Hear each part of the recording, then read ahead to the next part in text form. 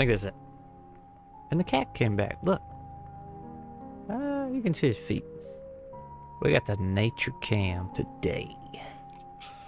And no nature. So, first off, I'm half blind.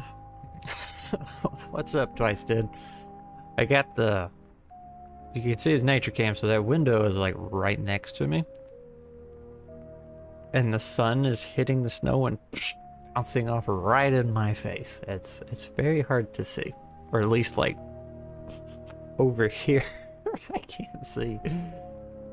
Oh. So anyway, I had a couple crows eyeballing me while I was out there. Maybe they'll come down and get some peanuts or some squirrels. We shall see. Anyway, it's moss and stone time. So what we're gonna do... Whoop. There's a cat and a cat. Good job, Crash. Let me just scoot the camera a little bit around you. Yeah, it's me again, Mr. Krabs. Saboth. How do diddly do? We do. So last week, we just kind of brain dumped. We're okay, yeah. We brain dumped the corrupted whisper stones. I like where they were, and I wrote up in the manual. It feels so weird calling it a manual since it's just a text document, I guess. It's just technically it's manual. But anyway, I shared it. I wrote it up to see how it sounded and shared it with Meredith, who play tested with us last session we had, but is also very familiar with EZD6 because she has been editing the books for Scotty, I think from Wasted Worlds and forward. So she's pretty familiar with the system. So I was like, hey, you know, here's what we did in the stream. I know you weren't around, but you seem to be interested in Moss and Stone, so I thought I'd share. And she thought it was super duper cool, but she had some questions and pointed out some issues or something I messed up. Because I mentioned in the stream, I think when we were playing the game, like I have, despite all the EZD6 games I have played or ran, I've never encountered the use of miracles. So I kind of forgot how they worked and boogered up a little something. No big deal. So because when you do a miracle, this is where I got mixed up. In base core EZD6, when you do a miracle, I believe, you roll against the DM or the rabble rouser, and I think the rabble rouser determines how many dice they get to use. Yeah, they determine, they're like, oh yeah, I can use 5, 4, 6, and they roll, but then you get to roll. You choose your regular power level between 1 to 3, how many dice you want to roll, because ones will mess you up, so you got to balance that out.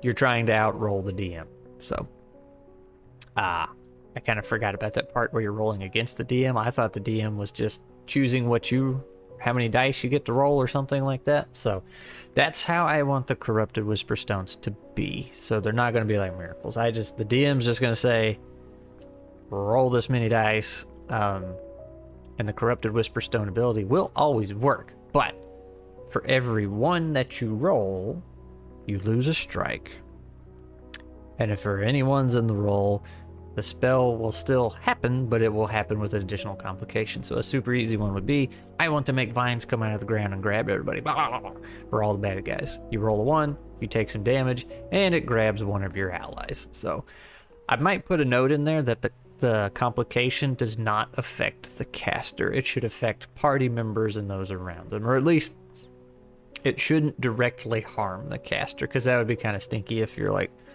oh yeah, you know, I took 2 strikes casting this thing, and then the complication was it hurt me some more. It's like, I like it being a danger to everybody around you. So I'll probably make a note of that. But then we got to pick the schools of magic.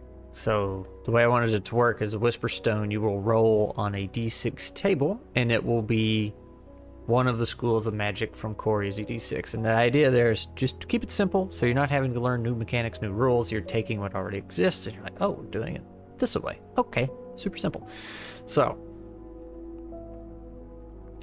I think there's 9 schools of magic in EZD6, so obviously that is more than 6.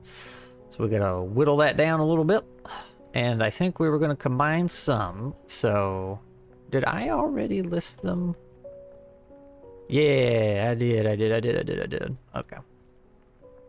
So, oh no, these were what I was already thinking. Yeah. Blaster Master and or Elemist, Botanicalist, Necromancer, Illusionist. Yeah, so let's just... The Pebblemancer. Let's just list them all out here. I have the thing right here, so there's... Ah!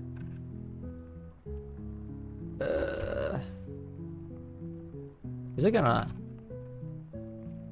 Every time I tab out?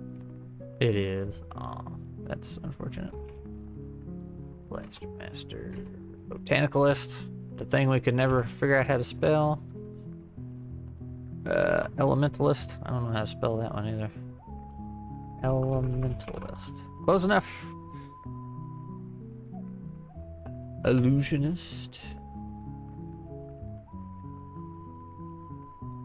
Necromancer. Fear. That's a cool one. Shadow Weaver. It's also very cool. And Shapeshifter. Alright. So what is that? Like 1, 2, 3, 4, 5, 6, 7, 8, 9. Okay. So we're gonna make a little table. I can't make a table on here. That's fine. We'll draw one. I did not make that big enough. 1, 2, 3, 4, 5. What an awful table. It's okay. It's a whiteboard. It's supposed to be terrible. Ah, moss and stone. There's a little bird out there. Looked outside the window. And cat ears. Alright. So, I don't think Arcane Bands is gonna do. Pretty sure. I'll say this list wasn't that bad that I had already. I don't know about Blaster Master, or at least Elementalist. Necromancer, definitely. Because this is supposed to be bad magic. Bad. And we can combine some of these. Not opposed to that. Because some of them look like they could be mixed. Just saying hi, got to run. Well, hi and bye, Mr. Glim. I like the live stream, yes. The Botanicalist is definitely one because, you know, all in the nature and everything. Also, this is a terrible 2. I'm just gonna be real with you. That's a little better.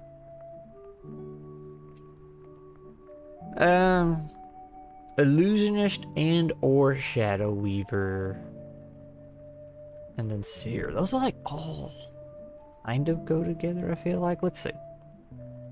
The Seer. You get a spirit companion with Seer.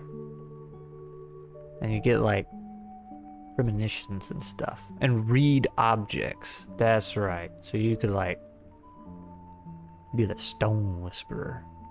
What's up, Swords and Stones? Speaking of stones. Okay, so that one might be on its own. Necromancer, Shadow Weaver. Necromancer, you can just make skeletons, right? Or summon them. How much snow did we get? Man, it was like 8 or 9 inches, but... Which, you know, isn't the worst if it was just powdery, but... It all froze completely solid. Like, I've never been able... I know this is probably normal winter everywhere else, but like here, I've never been able to stand on that much snow, and just, there was no sinking into it. It's completely solid. But it's warming up today. It's already melting, so. What about down there in Texas? I was just on a call with somebody from Texas, and they said they got it, I think, or just missed them. Can't remember. But it's also a big place, so. Actual 8 or 9. I've been jumping between the original and newest version of my own game, and it has been weird. I will play test with both versions because I'm indecisive. That's how Nuts ended up with 3 game modes. I didn't want to throw anything out, so I was like, here, I just made the skills work across all 3. Because I can't decide, so I'm going to come up with a mechanic that makes them transfer. So. You should probably make a decision, though, because that's a headache.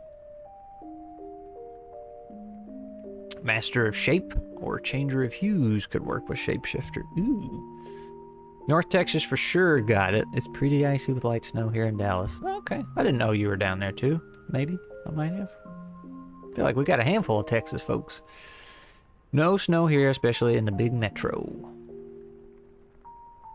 And South got down. Actually, let's see. All 3 of you are in Texas, aren't you? That's right. Y'all gonna have to meet up. Texas ttrpg get together. Mustache is down there too. What's up, Squirrel Man? Oh, you know, trying to make it work. Trying to figure out how to do magic in moss and stone. Believe it or not, here in the north, British Columbia, very little snow. Maybe 1/8 of an inch. Wow. Yeah, that's not very much at all. How come we ended up with all of it? It's 104 degrees. Okay, well, you're not getting any snow. Deadlands Redux. Maybe. Alright, so...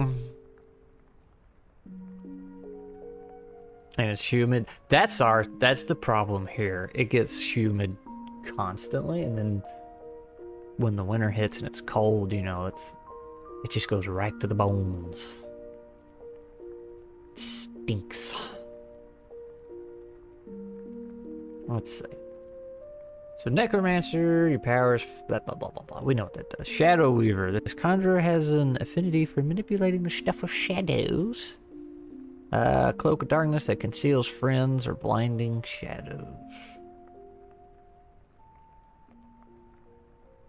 Using shadow spells.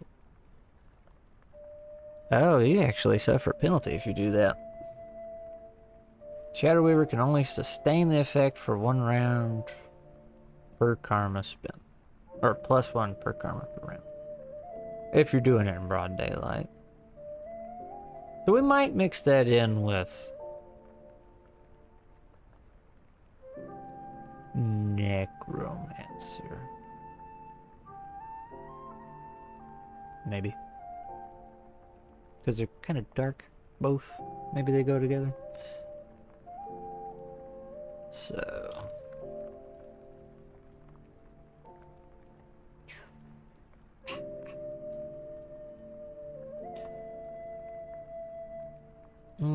Seer definitely gets its own. That one's... weird. We'll say. I like Shapeshifter. That's fine as is. Just turn into other animals.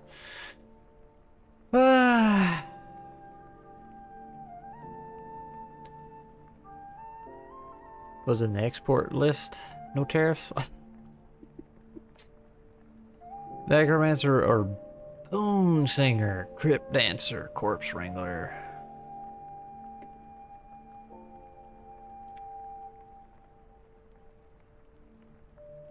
Cat.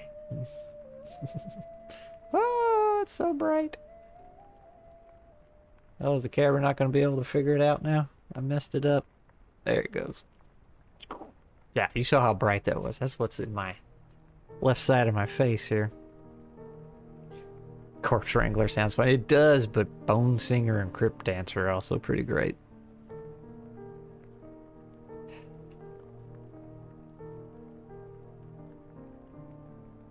Illusionist. What does Illusionist do here? Projecting images into thoughts of others. Your illusions can be anything you could imagine. but they vanish when figured out.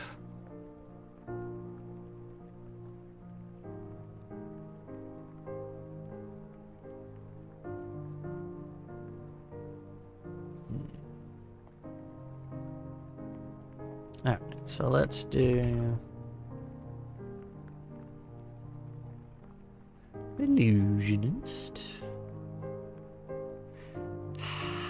We do need one that's just like raw power, right? So that would be Blaster Master.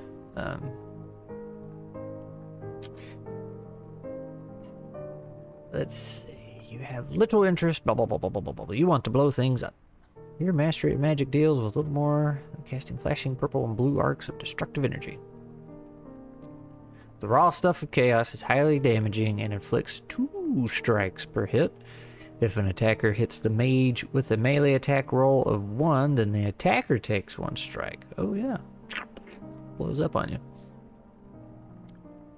Now would that stack with the predator ability? I mean, it checks out. You got a corrupted Whisper Stone. Would that always be in effect?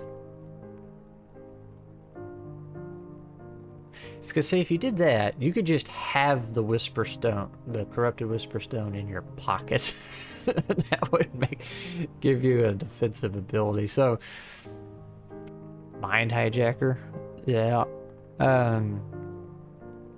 Does there need to be a risk of just carrying the stone, or would that be too much? Because there's already a big risk in using it. And that would definitely be another perk for the corrupted priest. They could just, you know, forego the risk of carrying it. Elementalism for the blasty side. Well, there is a elementalist, and then there's the Blaster Master. I was kind of thinking about combining them. Anyway, Blaster Master inflicts 2 strikes per hit. An attacker, I already said that, unfortunately. Your spell burn, which is not a problem. Because this isn't normal spell casting.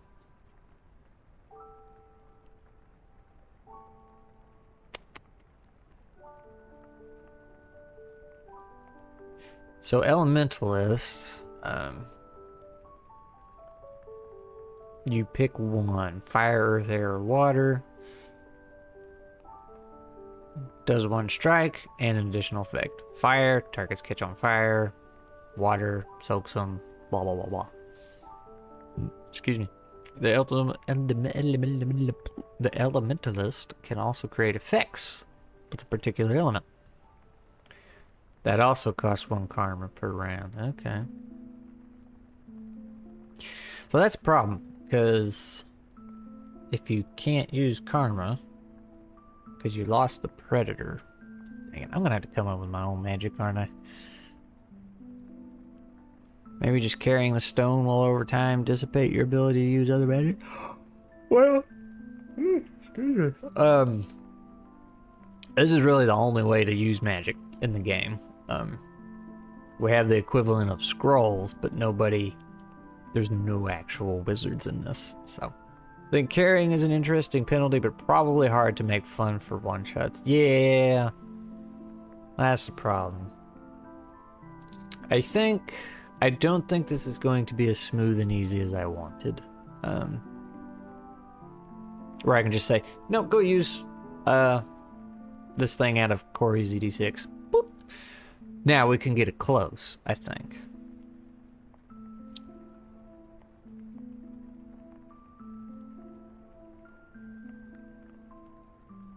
Maybe sleeping close to a corrupt whisper. Triggers a miraculous. If you fail, you can't use normal whisper stones the next day. That's pretty cool. I was also thinking something like the way venom and poison works in this game. It's just you get it, you do a miraculous save, and if you fail that, you have a bane on everything that you do, except like armor saves. And then each day you get another tick of venom. And you have another chance to do a miraculous save each day. If you get 3 full ticks, then you're dead. but like the penalty never gets worse. But so I thought maybe something like that would be easy. That would be too hefty though if you just said, hey, you accrue 1 tick a day, and then at the end of the day or on the 3rd tick on the last day you're dead. It's like, okay, well, nobody would carry a corrupted whisper though.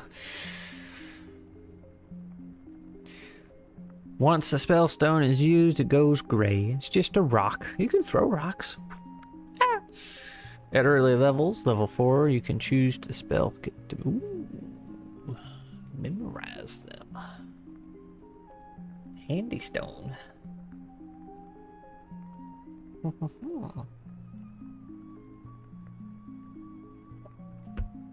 So, instead of just nabbing easy D6 things, what if we just say in the manual, okay, this works like base easy D6 spell casting, in the sense you just tell the GM what you want to do. Then the GM, well, you tell the GM what you want to do based off a category, and then Moss and Stone, the GM will tell you how many dice to roll. Each one you roll, blah blah blah blah. Basic rules, well, basic Moss and Stone rules come into effect. So, but I guess we could do it like we have the Whisper Stone. Some are our own custom-made things, and then some are just scrolls from Easy D6. Easy D6, yeah. I got a little tongue tab. So, I really like the Seer. I think that would be a neat one. And the Botanicalist for sure, because that fits right into Moss and Stone. Maybe not Necromancer. I don't know. I think Necromancer would work, and Shapeshifter too. Illusionist is pretty cool.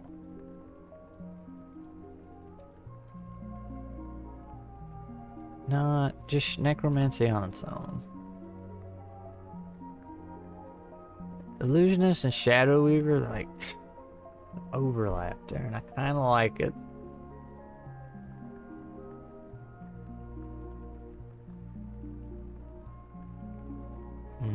Let me look at the manual here again. No, that's all of them.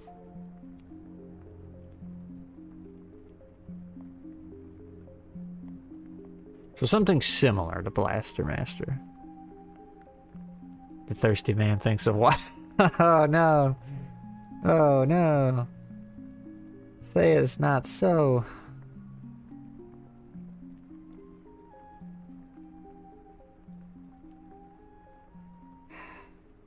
Alright, let's say Blaster Master. Raw power stuff. It really only leaves one. Because let me double check. Seer, but none of those have that for 1 karma around, do this. Well, we got Seer.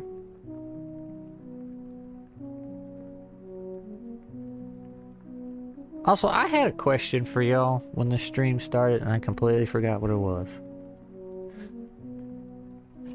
I wanted opinions on something. Had nothing to do with Moss and Stone. Can avoid damage. Okay, you have precognition and can avoid any damaging attack on a 3+. If you make your save...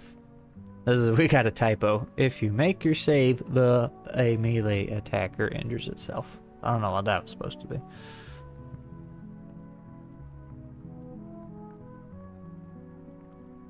Do I want that though?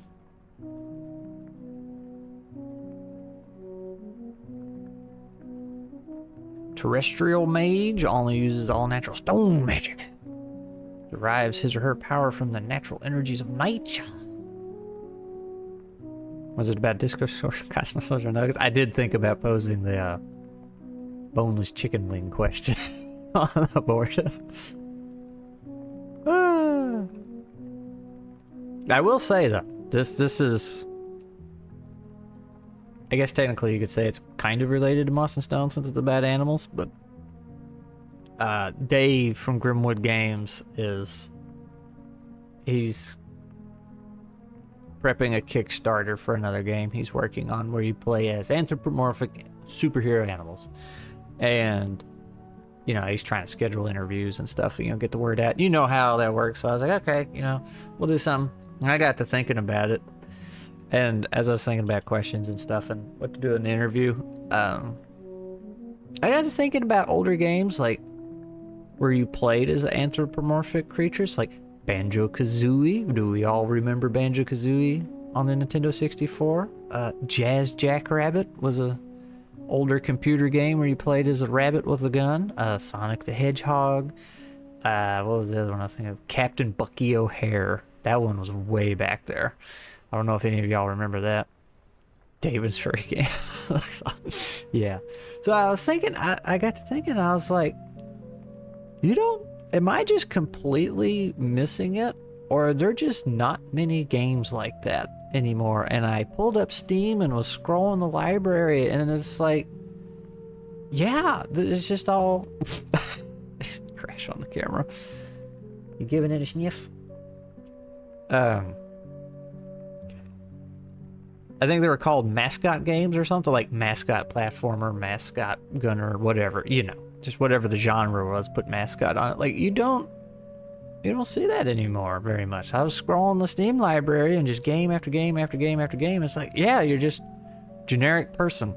And I'm not counting games like Skyrim and Oblivion where you can pick an animal thing as a race option. Like, no, that is the main character of the game. Like,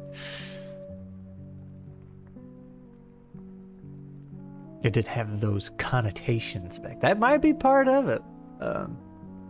Or some bean counter was like, hey, 2% more people like generic human character or something. I don't know, but like, you sure don't. I was surprised. Like I said, I was just scrolling through the library. There's a million games in there, and it's like, geez, yeah, it's just, that's a thing of the past. Crash Bandicoot, there's another one. Spyro, which I guess they're still making those from time to time or something. Croc, I think that's all it was called. Just this game where you played an or I guess crocodile, not an alligator. Ratchet and Clank. He's some kind of animal. And I guess they made one not too long ago. Bye, Crash.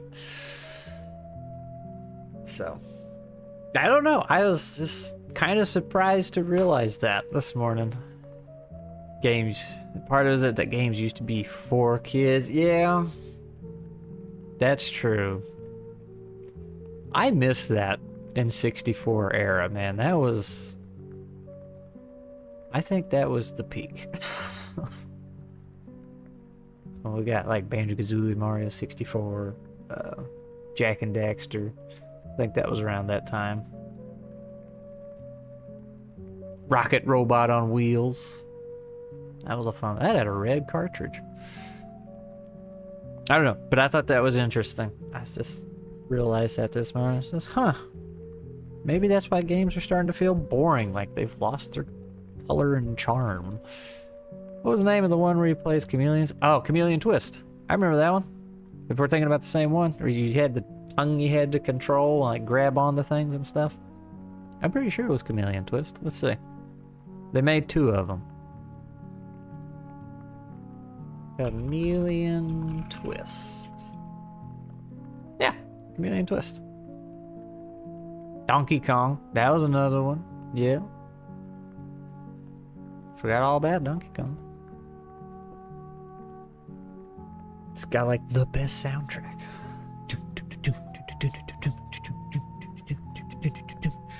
Alright. Getting back to Moss and Stone. Geez, I feel like if I'm gonna have that many that close, I might as well just use what's there or make them all my own. I could say, let's just word vomit here.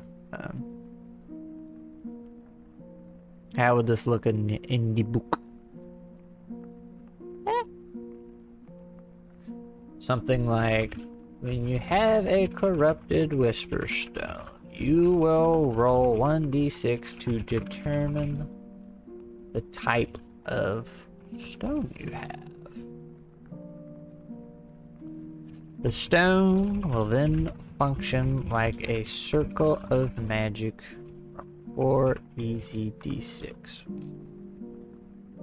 You will be able to make up any spell you want within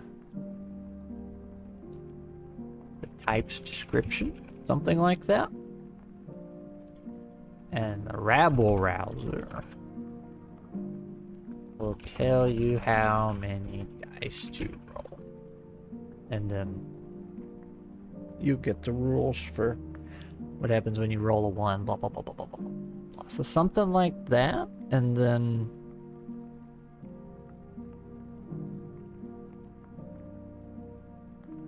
community twist, but also, yeah, I want to get into interview folks, but that's hard sell. Hey man, gotta start somewhere. That's how I feel all the time. It's like, yeah, sure, I got 3,500 subs, but look at my views, right? They're pretty bad. But from the other person's perspective, getting interviewed, if they're kind of small getting started, they're like, hey, it's only 5 views, but that's 5 more than I had. So you're not gonna probably get anybody from a big company, but you know, you start somewhere. Excuse me. And you know, some people who are not just getting started, but still like a small company, they know the power of blasting the internet everywhere they can, and that's Dim Day Red over there. I mean, he wasn't huge, but like, and it didn't cost him anything, so I can't say he was taking a risk, but he reached out to me when I had like 300 subs or something. And it was like, hey, I'm going to mail you this game. Now that costs him, I guess, but he's like, I'd really like not an interview, but a review of the game. So he was just blasting the internet, and I think Adventurous did the same thing. They reached out to me when I was super duper small, and he was like, I'll send you a PDF. So I was like, yeah, sure. So it's kind of a win-win-win-win all around, because it's like, ooh, I get a free game. You get a free video, and people hear about your product, so you know. When nobody's investing anything other than time, I guess it's all right.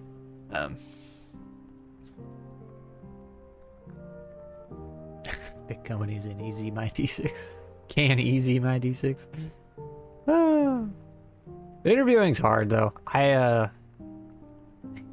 won't name names. I won't throw anybody under the bus. I was watching one a couple days ago, and it was pretty rough. Like, you gotta fill that silence, keep the conversation going, and sometimes it's the interviewee's fault. Like, they can, you know, if they don't give you anything to work with, that's pretty rare, because you know, they got like something to sell and they're anxious to talk about it. Like the last one I just did, Mike from Scale Mail, he had plenty to say, so I didn't have to worry about anything. I just asked him one question, he just took it and ran with it. So it's a skill, I guess, and the only way to get it is get in there and do it. Alright, so let's say we're gonna make up our own schools, or we're gonna make up our own and define our own. I kind of want to avoid that because I don't want to fill up the manual more than I need to, but it's really not that complicated if you say, this functions like easy D6. Here's your new circle of magic. It's just like an expansion at that point. I tried to do some practice interviews and co-op streams with friends in the past. Very, very good. Some people really are not good at presenting in any form. Yeah. So that's the thing, like, when people say, hey, what's your book about? I'm just like, I don't know how to sum that up in a couple, you know, sentences for an elevator pitch. It's like that is the worst part of the process. It's like, how do I take 160,000 words and put it into 2 sentences? You know? That's the worst. Imagine getting an interview because of your game. I just want to make something worth stealing from. Hey man, you know, when you're ready to get it out there, I'll interview you. I actually might start doing more interviews because I really want to do more live stream stuff. I really enjoy that. Hanging out, talking, it's fun.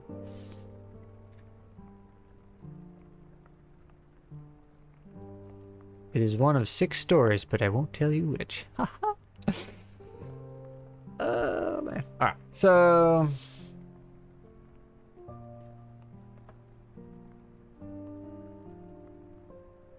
shape-shifting would be a cool one, right? Even if we're just making stuff up. Obviously there's gonna be some overlap. Cause like you could just what makes sense Moss and Moss and Stone lore wise would shape-shifting sounds super cool, turning into other animals, but I think, see, the writer brain is kicking in. It's like, okay, that opens up so many potential dangers in the world. It's like you could just have somebody shapeshift. Like that is one of the most overpowered abilities you can have in a fantasy world. And we don't really have to worry about that. That's just me being me. But like, if it's only something, or is it something Hollow Tongues can even do? If you go full Hollow Tongue, can you shapeshift? Because that would be a super cool threat. Hand-drawn charts are king, like, yeah! Look at him! What's up, Runehammer? Shapeshifting too good? It's really strong, but it's like a really fun narrative tool as well. So now if we have the Hollow Tongues, which are just like these rabid animals basically with super duper strong powers, that could be an interesting quest starter. It's like, oh yeah, we saw Mayor so-and-so rip somebody's throat open, but it was actually a Hollow Tongue shape-shifting as him or something. Or if they do shapeshift, do they...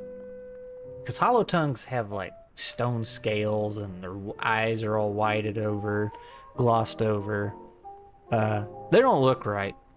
So even if they shapeshifted, it wouldn't be like shape-shifting to look like you. It's just a different animal. So maybe instead of shapeshift, you call it animal shift or something. Because when I hear shapeshift, I think like perfect replica of something else, right? Like Mystique from X-Men. Wasn't that her name? The blue lady that had little things that came over. A moss caster yet? So the turn this took. So it started off, we didn't have magic. The closest thing we had were Whisper Stones, which were just scrolls. That is how they functioned. It's a stone you could find, had a specific ability, does one thing, goes away. And then we decided Corrupted Whisper Stone should be a thing. And they're very dangerous to use, can get you killed, turn you into a monster. But if you have the Corrupted Whisper Stone, what I'm leaning towards is that you can do core easy d6 spell casting. Like you pick your school of magic or your circle of magic and whatever, that's what that stone is, and then you can do stuff. So that's where we're at. So to answer the question, do we have a moss caster? No, but that could be like the botanicalist. You could do something with moss. Stolen skin, you can only shapeshift into what you eat and kill. Ooh, no possibility of becoming a bear against mice. That's a good point. I like that. Reconfigure wild shape. Yep. I don't think I've heard so far. Are hollow tongues intelligent with motives or more? No, hollow tongues are... They have lost themselves entirely. They are just beasts. So far, like, that is how they've been presented. Which makes that bird from the Twice Dead Swamp even more scary, because it's... You're not sure if it's a hollow tongue or not. It eats hollow tongues. So... I haven't had... I don't want to say I haven't had anywhere to use one yet. That's smart, because I've barely done anything. But it hasn't... I've always been seeing them as just monsters. Like, that is their thing. Very animalistic, just wandering around, eating and destroying things. What music are you playing? Therianthropy. I'm not saying that right. Therianthropy is turning to animals and vice versa. Also a good day. Well, hello, prehistoric vending machine. That's a pretty cool name. This is a collection of Zelda music. I think the title is, if you want the video, Point of View. You left Zelda music playing in another room. All Zelda music. So yeah, I don't think... no intelligent hollow tongues. They have lost themselves.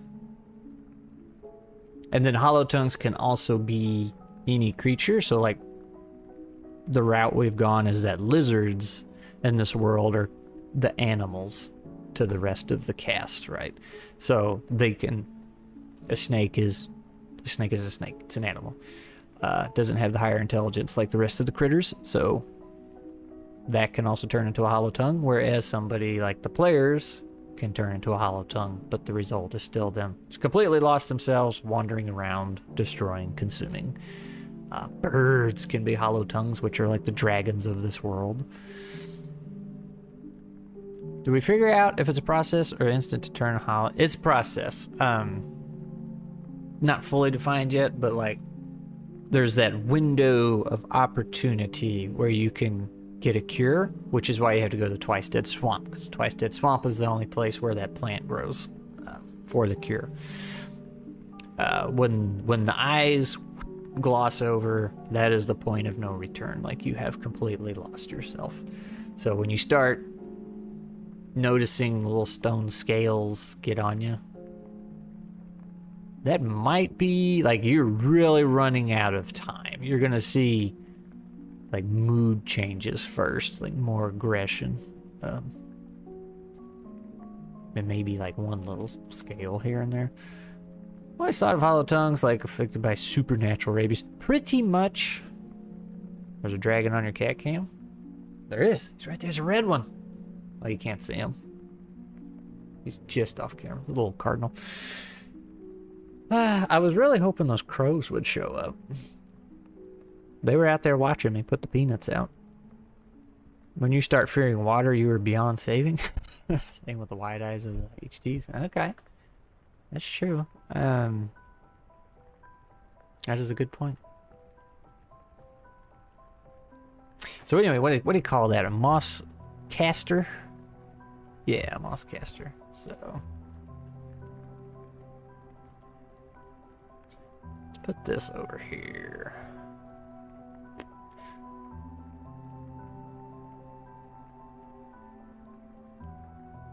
What were we calling the other, instead of just shapeshifter? Animal shifter. Wild shape, reconfigure, stolen skin. I don't know about that one. Moss mage. And see, the moss thing might not work because the moss is the good stuff. See, the corruption's killing it, so. And this is all corrupted Whisperstone abilities, so.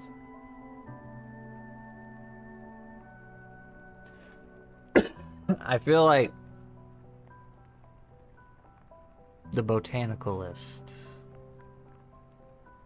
fits the bill as is, because like making vines, it's not moss, it's just maybe everything but moss. Petrophile? I don't know what that means. Cloaker? Like you wear a cloak and some cloaks are better than a... yeah, but I feel like if most people heard cloaker, they would think invisible.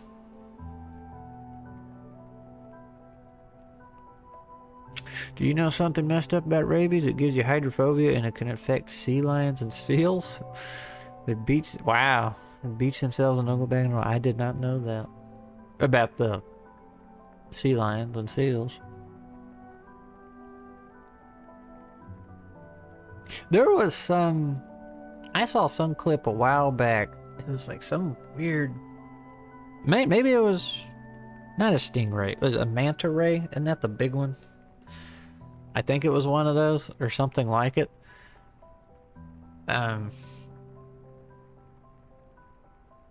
They will intentionally beach themselves when they know they're about to die. So they don't... It's like out of spite, so they don't float around and feed a predator or something. I forgot why they do it, but it was interesting.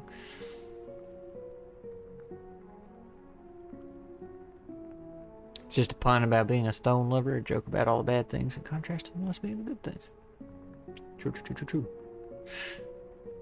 true. Oh, let's see. Pebblemancer. That might have gotten mentioned again earlier, but Feisted had mentioned that last stream.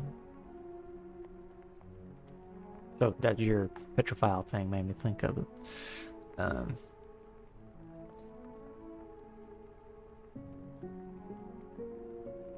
So going back, trying to think of what makes sense in the Moss and Stone world, instead of just trying to take existing circles of magic. Hatter. It's not bad.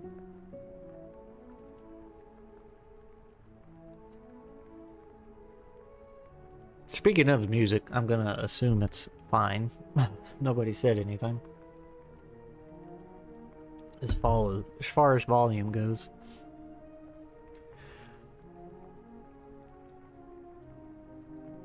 Let's see. I'm trying to think what else is in the world. Ooh, something. Hattermancy. What about something with venom? Because like that's a mechanic. If you could just like pull venom out of people. You'd be a corrupted healer. Straight up weaver, controlling strings and ropes could be massive. Ooh.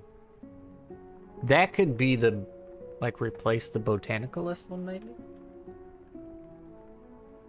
Reflavor it.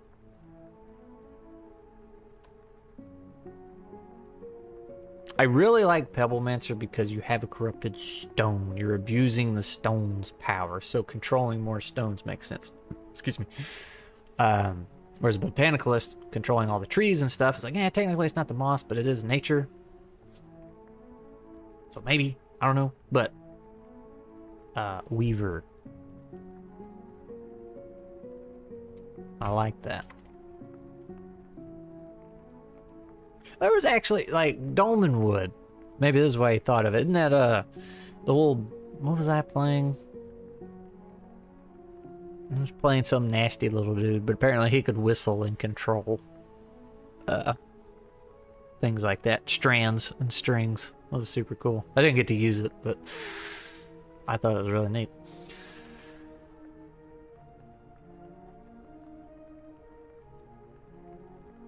Let's see. I had a thought, and it just escaped me. Oh, the Venom one. Yeah. Something with Venom. Mossling neck. Yeah. I was a mossling. I was a nasty dude. I don't think he actually was nasty. I think I just played him up that way. But maybe he really was gross. I don't know. Something with Venom. I like that.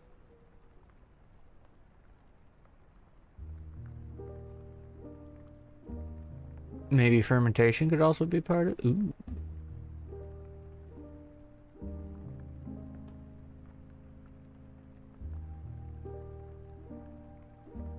I was thinking food-related things, but I was like, nah. Moss sling. Did his shore come in and I missed it? No. That's such a fun little game he's got, the frog one. Like a voodoo doctor, but with venom. Does it use items or magic? So this is all magic.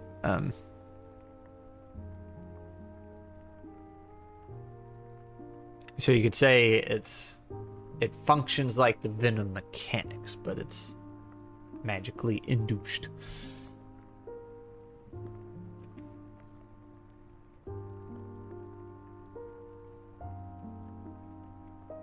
Or taken away. That way they could, you know, heal the players.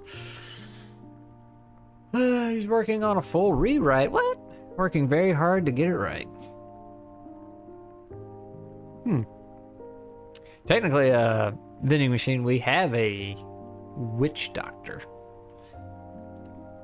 And they have a poison kit, which, dang it, now that I say that, that also needs rework, which is going to function more like what I was thinking for the Circle of Magic. So that one might go out the window. There.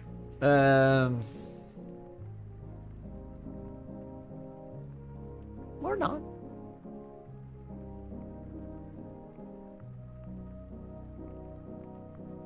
I'll cross that bridge when I get to it. So, alright, what else is in this world? It's nature. You're surrounded by nature. Trees. What if you could, like, kind of necromancer-ish. So instead of controlling living trees and whatnot, and vines, like you kill the tree, you suck the life out of it, and then you control dead trees, dead vines. But like whenever you do that, you're just destroying the area. Fermentation, the stopping of rot. Maybe it can be necromancy. Pickled undead. Necromancer also makes a fantastic brew of ale. Pickled undead sapper. Oh, that's funny. Okay, so I'm gonna necromancer adjacent. Kill trees, plants, vines, whatever, before you're able to control them. So if you walk into, so if you're out in the wilds, you have living stuff around you, you can still do it. It might be harder to do. And you're like, okay, which costs more dice. And okay, you know, I'll roll it, kill the tree, then I can control it. If you go into a dead forest, you're like, haha, I suddenly have a lot more power.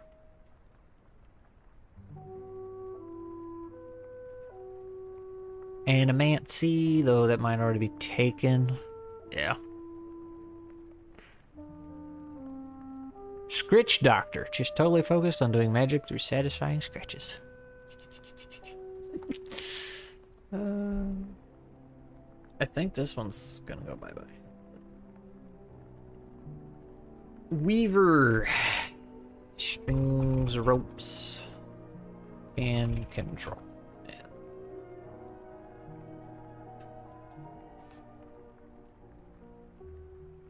If you can control stones, what would you do? Just hurl them?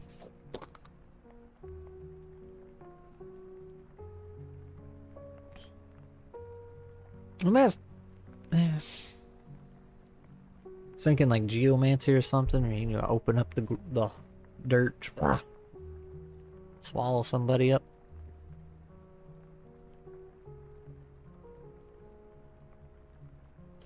When you take something, does each life have something unique to it? You roll to see what you get from the environment, or is that too that?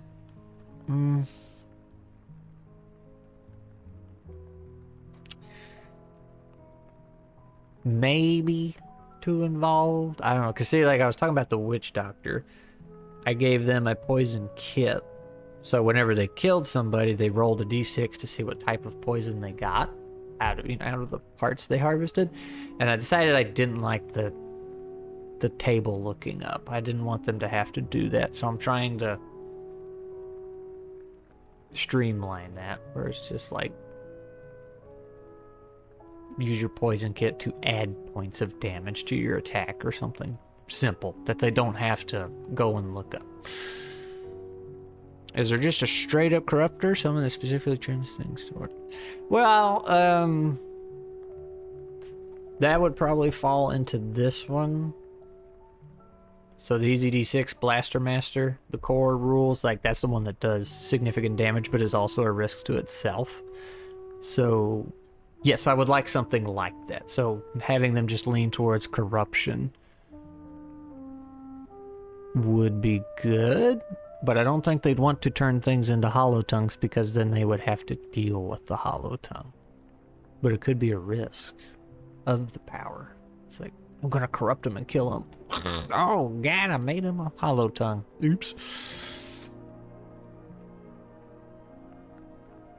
I just remembered a Mossling player of mine that argued that the intestines of the dead guy over there should count as rope. Cause gut rope. Now, I mean, obviously, here's GM. You just say whether or not it works, but I was thinking the wording specified what type, like it had to be a fabric or something, I thought.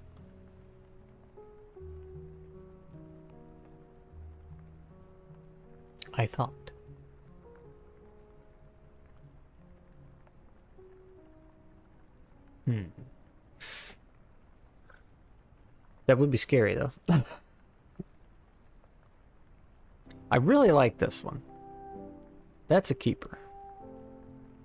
We'll just put him in there. I don't know why number 5, but there it is. What would a corrupted Whisper Stone do? What would it do? What would it... Because Whisper Stones are weird, unknown magic. Nobody really knows what they're about. There's a couple blue jays out there.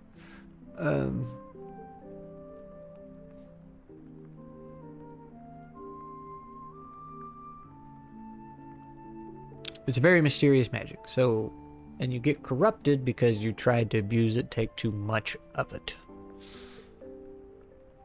Told her no, that's not a rope. Good call. Do we have an insect controller guy? Yeah, that is a job. A whole branch of classes you can get into.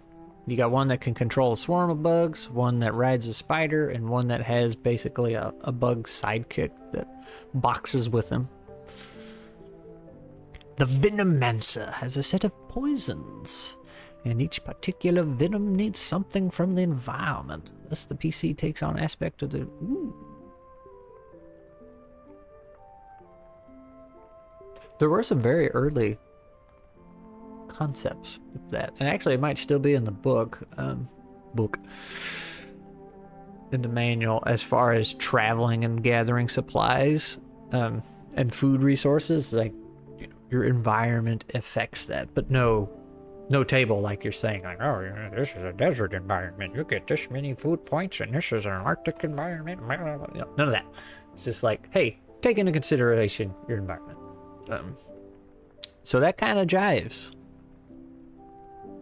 It's a set of poisons, and each particular venom needs something from the environment.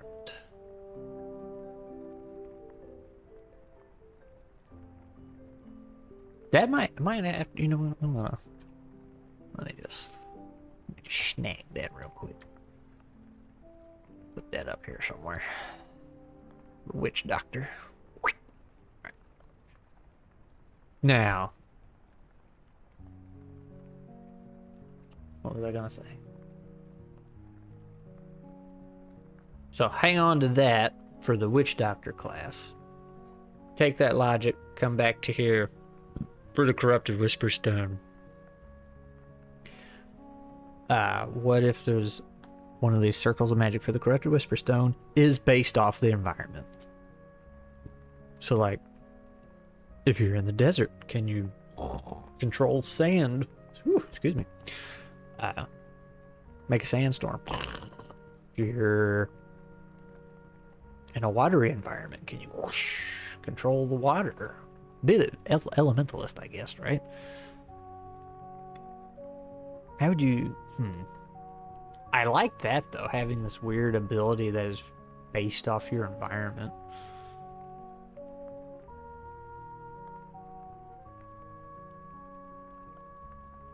I don't know how that would work, though.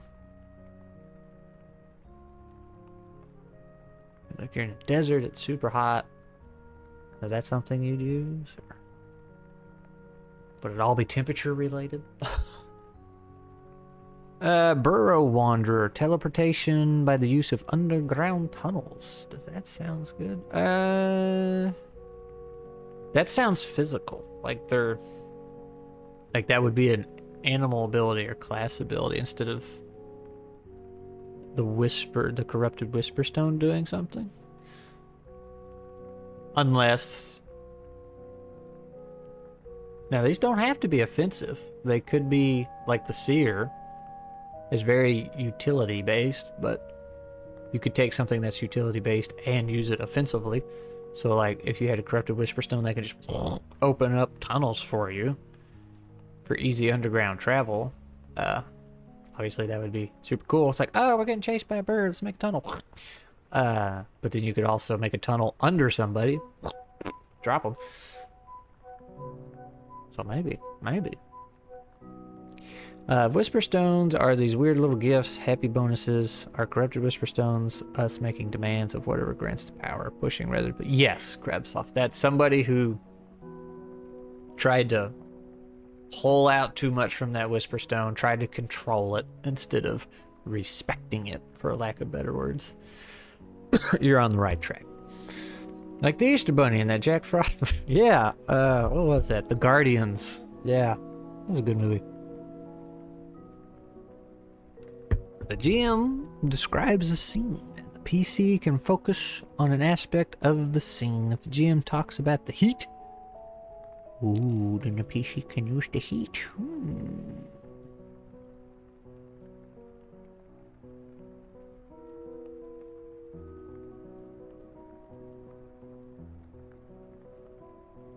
You're on to something. But let me write down the... what'd you call it? Like Burrow Wanderer? Burrow Wanderer? Dirtmancer?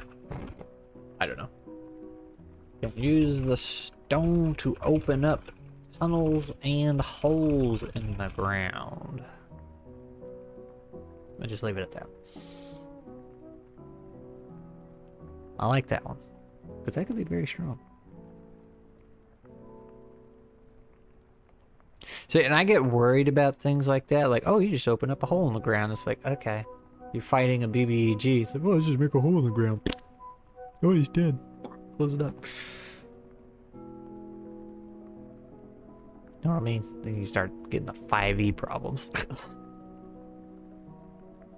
Are these primarily used by the corrupted priest? So, the corrupted priest, if you pick him, you start with one of your choice. One of these corrupted Whisper Stones, you get to pick which one you get. If you are playing, and you're out wandering, and you manage to find a hollow tongue, and you manage to not die, and then you pull the hollow tongue heart out, you roll on this table to see what you get, and then anybody can use it. Whoever's holding the stone. Now, if you're not the corrupted priest, there is significantly more risk to using it. But anybody can use it. Basically a grenade with a random timer. So.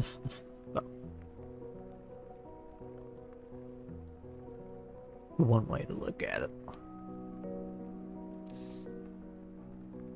Whereas with the corrupted priest, he uses a grenade. It's still a random timer, but he automatically gets an extra 3 seconds on it.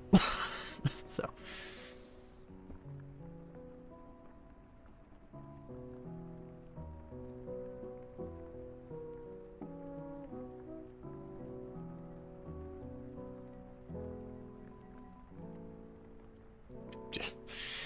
thinking of that clip I saw. This guy in boot camp trying to throw a grenade and just totally whiffed it. Drill sergeant had to throw him down in the dirt. Oh, man. So, let's see. The dirt one, I really like that. That's cool, but I just see that one getting abused. And, yeah, there comes a point when you're working on these things. It's like, oh, yeah, you know, almost everything can be abused. That's why you gotta play with the right people. So it's like, at some point you gotta realize, okay, that's only so much I can do. But I do try to put guardrails in place as much as I can.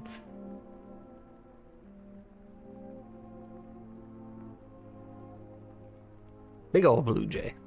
He'd be a good dragon. Let's see. Right.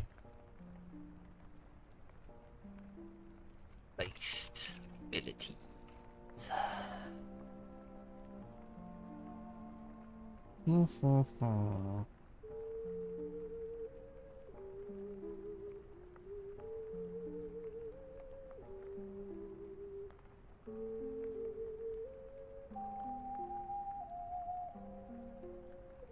We do have a whisper stone that makes like a stone hut. So the Pebblemancer could just use stones all the time. I'm fine with that. The moss one's not going to do the deed, I don't think.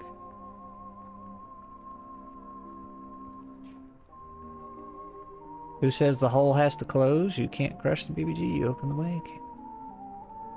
That's true. That's true. And if you wanted to make it a big enough hole for the BBG to fall down and not be able to get out of, it just adds more dice. And if it's an animal, he can probably climb out of the hole anyway. Digging a hole isn't any stronger than anything else. Well, I'm thinking of like... I mean, and Twice did makes a good point. Who says the hole has to close? But like, that's where my mind was going. It's like, oh, make a hole. Because there is an easy D6 core scroll that just opens up a large hole. And it's like, oh yeah, you could just do that on the boss. You have to find a rare item, get a 1 out of 6 roll, take damage, take a risk, and then you're still there where the hole is being dug. That's true. That's true. I'm just mean. Mean to my players. Don't want to give them no power.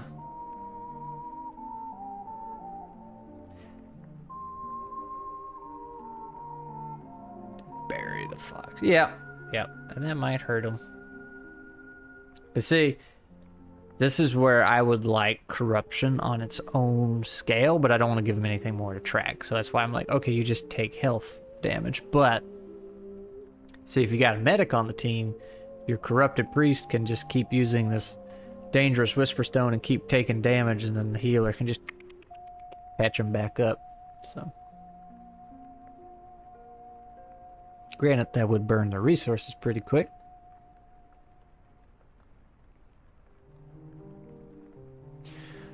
This is like searching for the 6-foot-plus man making 100. Well, I'm not making 100K, but I am slightly over 6 feet. So I'm halfway there, right?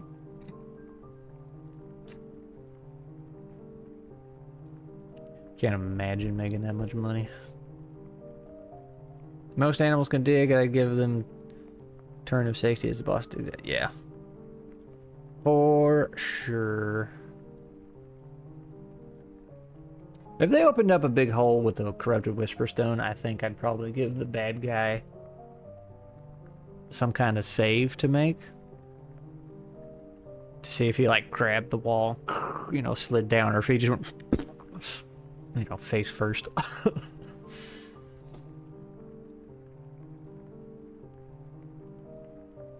He'd still be down there.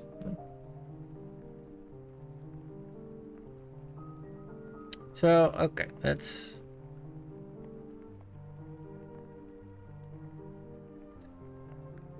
tiny text. Or let's do it like this.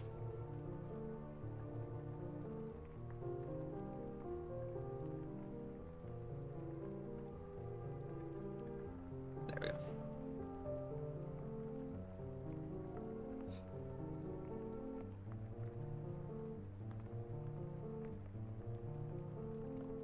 For 7d6, it'd be like a water well type of hole, deep with water on the bottom.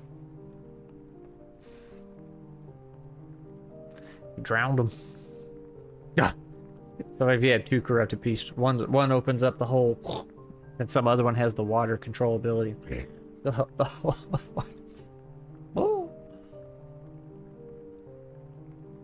Then I guess they would just rise to the top, wouldn't they? Assuming they can swim.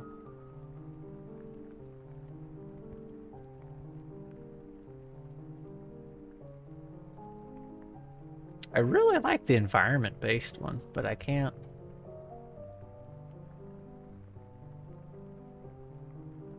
I'm struggling.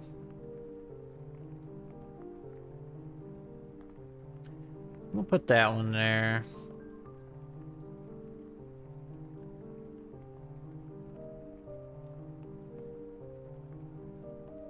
Creativity in action. So, since you guys are here, what would, if you could control stone, what would you do with it? My barbarian mind goes to, I throw stone. So, very creative, I know. You could raise a stone to block some archery.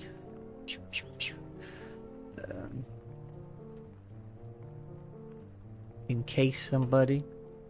Make a little stone prison. Pebblemancer sounds so cool, but that implies small stones. So it would technically have to change. Stone makes good walls. It do, it do, it do.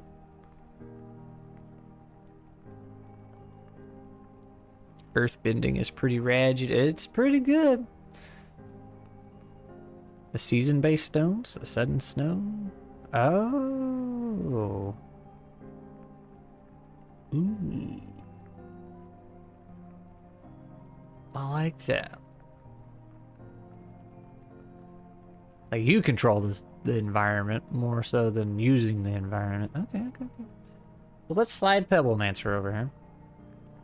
Geomancer is the word most people use. Yeah, that's what I was thinking. But I feel like that encroaches like on the ground as a whole, which just gets into the tunnel stone. Whereas this is like just stones. I could be wrong though. Does geo mean stone? I thought it was like earth in general. Move stone, creating paths, destroying paths, animate the stone. Let me make a little stone golem.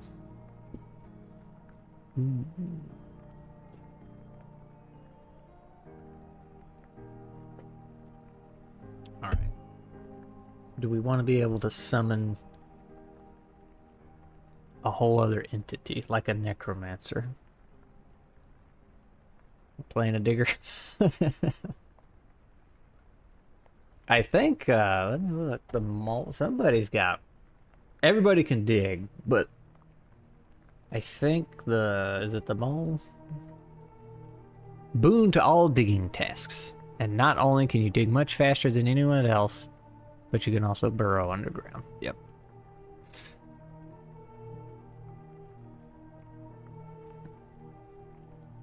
How deep is this hole? What hole? How deep is a hole? How deep is half a hole? Alright, I like... So what would we call it twice then? Not that that's super important. Season-based stone. Like rain, snow, heat, etc.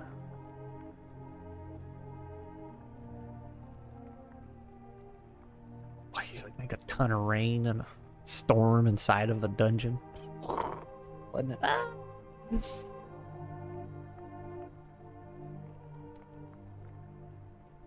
Just... Oh, Twice Dead sending me videos. I guess I better. I don't want to get copyright. I gotta mute it.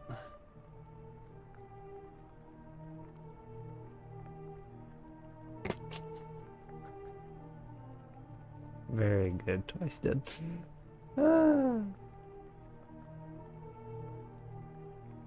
Okay. I like, yeah, the environment one's pretty cool. Or the seasons based. Weather based. The Storm Stone. That's a good one. This one might be the weak one. Not because it's not cool, but because I'm not sure why the stones would control that. Barbarian brain.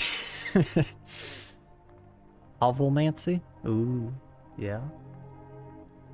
Cause see, this makes sense because the stones are stones, so you can control stone. The stone is made of stone. The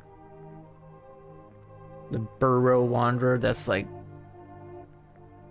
controlling the ground, the earth itself. Like that makes sense because the stones are part of that. Sucking the life out of the trees and controlling them. Because the one shot we just did, those moles that have the really gnarly mushroom farm, that's because there's a Whisper Stone blessing them. So they're like providing life, and this is the opposite. You've corrupted it. You're taking the life and controlling it. So that makes sense. The season-based one also makes sense because I feel like the stones would have some kind of power over that. This very nature-infused. And then you just have this... can control strings and ropes. Like, that's super cool and could be a lot of fun. But it's not making sense. To me. Like, why would the stone be able to animate... string?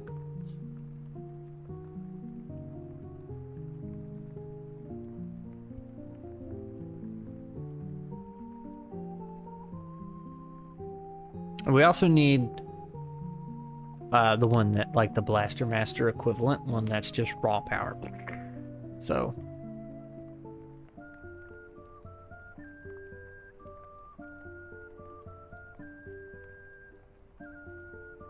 Or do we want that?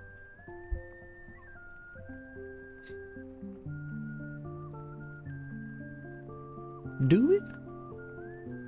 Would it be more risky to use? It's like, it does extra strikes, but takes extra strikes when you roll a 1? That seems a little too much. The string one could be a normal Whisper Stone. Like that idea.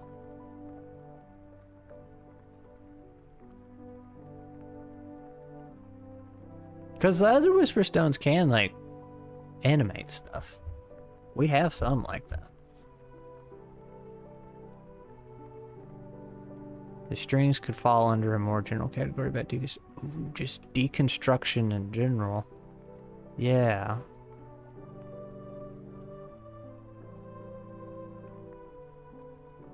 Like returning something to its baser material, that could be scary.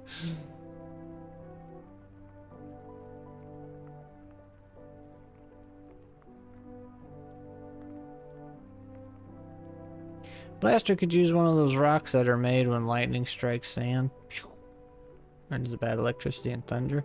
Yeah, I was thinking it could lean elemental, but that we also have the seasons-based thing, which I really like, so I feel like those kind of step on each other's toes. Can the Pebble Master turn stones into magical types of pebbles, like a hot rock, callstone, waystone? Probably not. I'm thinking just raw control of stones, like form them, you know, make a wall or form them into a golem or hurl them with your mind. Is the stone just the moss given enough time? Is this a story of entropy? No, they're two different entities. Yeah, unmaking things sound does sound very cool and potentially very dangerous.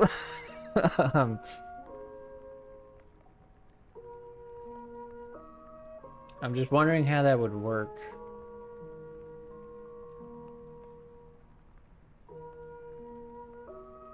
Because if something was assembled, like, oh, that's easy. You know, all the screws start popping off, boop, boop, and the bolts. But to disassemble something organic.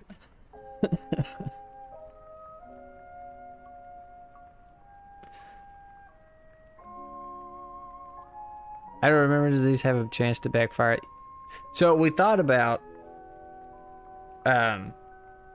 whatever you wanted the stone to do if you messed it up, shot back at you, and I was like, that's too confusing, too much on the GM. So I was just like, the backfire is it takes HP out. I mean, you only have 3 strikes, or 3 HP.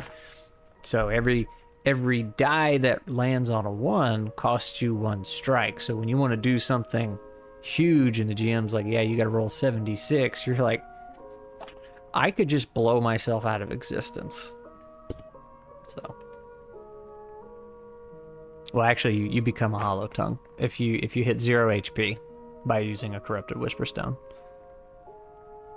That could be the blaster. You're unmaking your enemies. They go back to being the clay that were made at the beginning. Ooh, and those ones are unmaking you.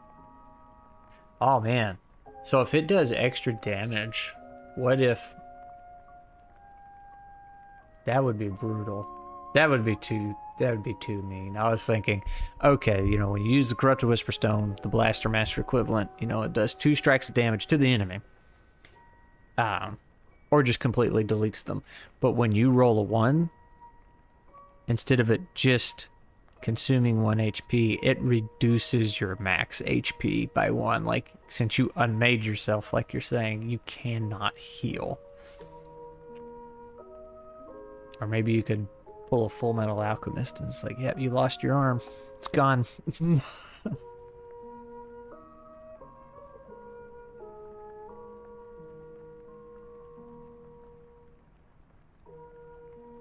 If what do I call them?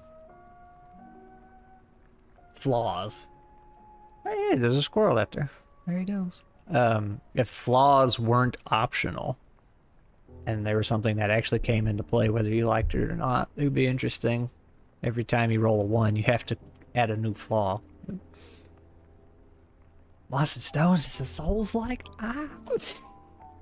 Never. I think limiting deconstruction to only things that are constructed and have no trace of life is reasonable. Yeah.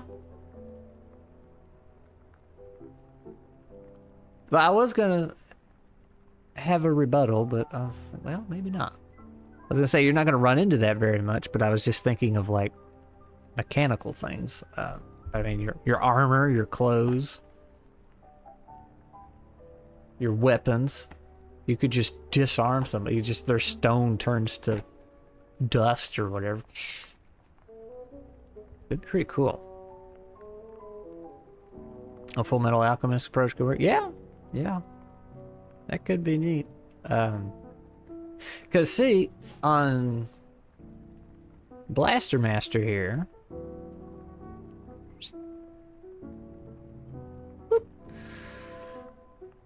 you have oh yeah, they get hurt when they attack you. Excuse me. So when you spell burn, you roll d6, and this I think is mostly flavorful. A hideous scar and a strike, unusual looking eye and 1 strike, unnatural hair, 1 strike, lose 1 karma and 1 strike. If you roll 5, you lose all karma and a strike, and 6 is actually a good one. Discharge raw magic into nearby enemy, obliterating them. So kind of neat. You and your damn disarms. Do I do it that much? Is that my go-to? Am I a one-trick squirrel?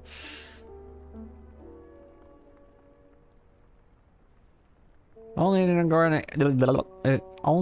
organic stuff that maybe you can destroy other whisper stones.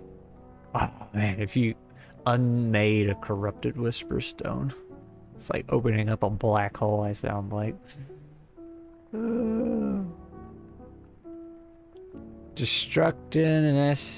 Deconstructing an aspect of life, an aspect of the enemy's description.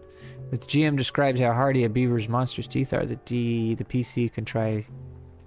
Ooh, to make the beaver's teeth brittle.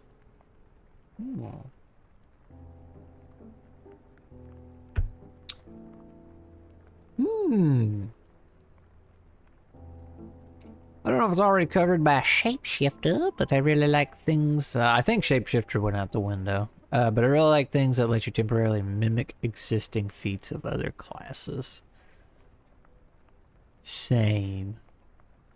But when your abilities are loosey-goosey, it's a little difficult. But that might be a good regular Whisper Stone. The Whisper Stone of Mimicry. Back to dust with your magic pebble.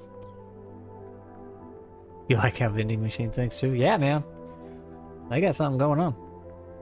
I'm just trying to picture what a prehistoric vending machine looks like. I have a Coca-Cola machine right on the other side of this wall. Old Coca-Cola vending machine from like the 50s? Let me look it up. Let's say 50s Coca-Cola vending machine. Okay, not that old. That would be a lot cooler. 60s? There it is. That's almost just like it.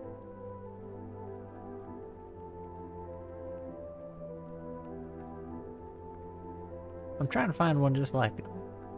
And I think I did.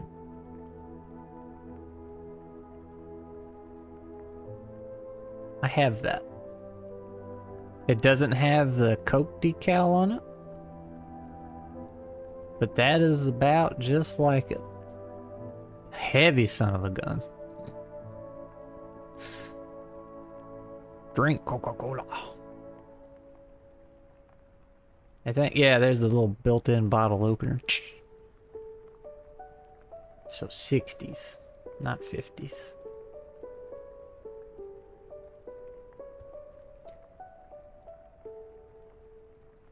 Are my thoughts too narrative? I'm not sure. AZD6. No, they're really good. I like narrative-based things. EZD6 is pretty loosey-goosey, especially on the magic side. So you're on the right track.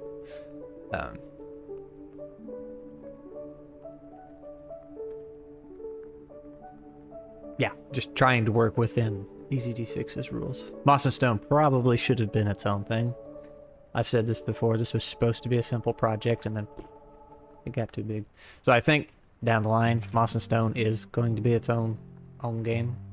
Especially if we start making little add-on modules like we were joking about the other day. What was it? Ice and snow and sand and bones. So if we get to that point, it's definitely going to be its own game, own system, because I'm not making a module for a game.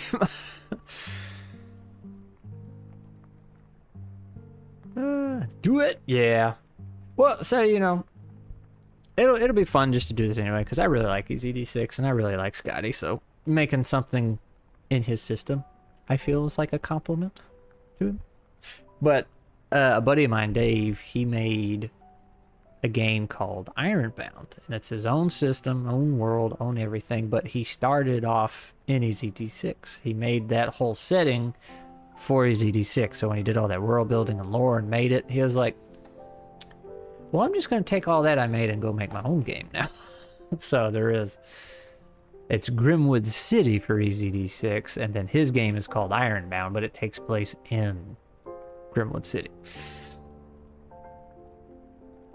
Have you thought of different mechanics? Yeah, so I don't know how long you've been around here, vending machine. I don't recognize your name, but like I have made my own system called Nuts, and I probably a little biased, but I like it. I think it's pretty good. It's very simple, very narrative focused. So if I were to make my own Moss and Stone, I would lean towards that, if not use kind of a Nuts based system. maybe. Might make it a little more crunchy. I don't know. The thing is, like I said, this was supposed to be a simple little project that I did with somebody else. Because I got other games I want to make too. So, and you know, books to write. There's that whole thing too. So. That's why you're thinking you have seen us. Yeah. Yeah, that's an old one. That's just changed a good bit on one hand since that video, but not really at the same time. Like, the core idea is still the same. Really, I haven't done anything with it in a long time. It's just sitting there. Like, we'll play it occasionally. I need to do the whole Kickstarter thing because I got an artist ready and willing to go. She did very, very good. Got too many projects, man. Too many. And so does everybody else, and I'm always promoting other people.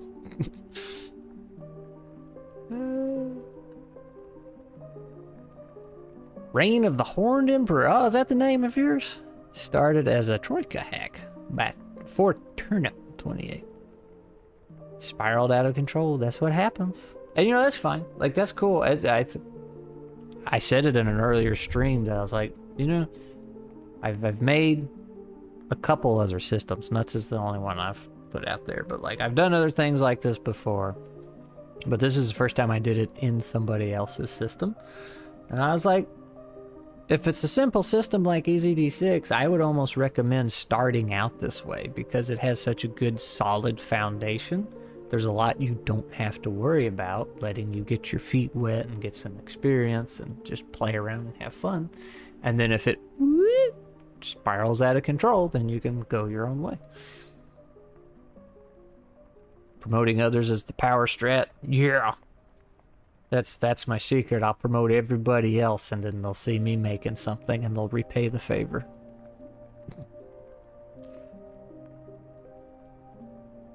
Yeah, Reign of the Horned Emperor is pretty great. Sabbath. That's a good name. Which I'm not surprised, because Twice Dead is like king of the naming. You know, it's like so many things in this game are named. It's called Moss and Stone because of Twice Dead, pretty sure. And the Twice Dead Swamp. Everything. It's a very similar story to Dungeon Master's Shadow Dart game. I don't know that one. I don't know. Professor Dungeon Master? Talking about, Deathbringer? Man, I'm here in the middle of the day on Thursday instead of working. And me. Yeah. Glee was also responsible for Moss and Stone. We were making rock and stone jokes, I think, from Deep Rock Galactic. Oh, you are talking about Deathbringer. I didn't know that. Oh, that's right. It was a hack of something else, wasn't it? I haven't played Deathbringer. I hadn't even looked at Deathbringer.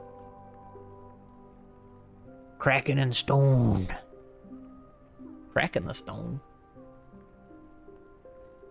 So anyway, I got off track. So we were talking about unmaking things. So, excuse me. All right, we don't have that. Unmaking things. Very strong, like Blaster Master, but can backfire harder. What did we say we were gonna? I mean, I guess I could go back and watch the stream after, but what did we say was the bad backfire? I know I was saying you could lose limbs or whatever and reduce your max HP, but that seemed too harsh. And we were just gonna do non-living things. It was Shadow of the Horned Emperor, but apparently there's a whole game line with Shadow of the... Is Deathbringer a 5e hack? I thought it was. Well, maybe not a 5e hack. I thought it was basically just 5e simplified. Which might be a hack, I don't know. Or very 5e adjacent. Don't forget Kraken, she started it and I said the joke louder. Is that how it went down? But you're still really good at naming stuff.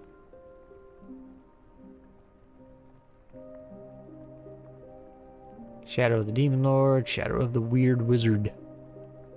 I believe Deathbringer was going to be its own system, but it was so similar to Shadow Dark, so you just used Kelsey's. Really? I guess technically Shadow Dark's been around for like a long time, right? Because she had been... long. Because I thought she'd been working on it for like 10 years before the Kickstarter came out, blew up, and then everybody knew what Shadow Dark was. Closer to Knave than to 5e. Whoa. Or does it only work on non-livings? Roll.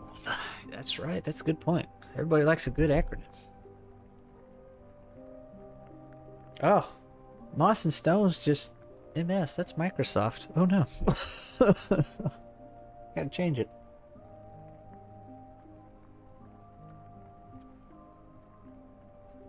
How grim dark is your game? Talking to Twice Dead or me? I'll assume Twice Dead. Mine's about critters, so. I feel like we had one more. Didn't we fill out the table? Before it got too crazy? Off topic?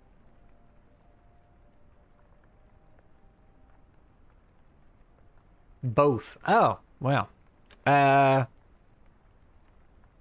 Mine's like the red wall approach. It on the surface, it's like, oh, critters, that looks fun and cute. And then you start reading and getting into it, and it's like, okay, there's some pretty gnarly stuff going on here. I mean, obviously you can play it in a fun, cutesy way, but I mean, we got the hollow tongue sickness, which corrupts people and turns them into monsters against their own will. We have the Twice Dead Swamp, which is essentially hell, because you can go there and there's like things in the water that pull you down and turn you into a hollow tongue, and there's this really nasty bird guy there who will scoop you up and dunk you in the water and turn you into a hollow tongue so he can rip your hollow tongue heart out and eat it. So, you know, not kid friendly. About critters, but no critmancer.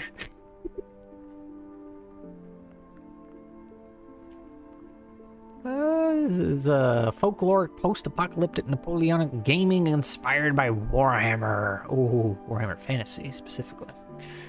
So grimdark adjacent. Well, do you have a Victor Saltspire in your world?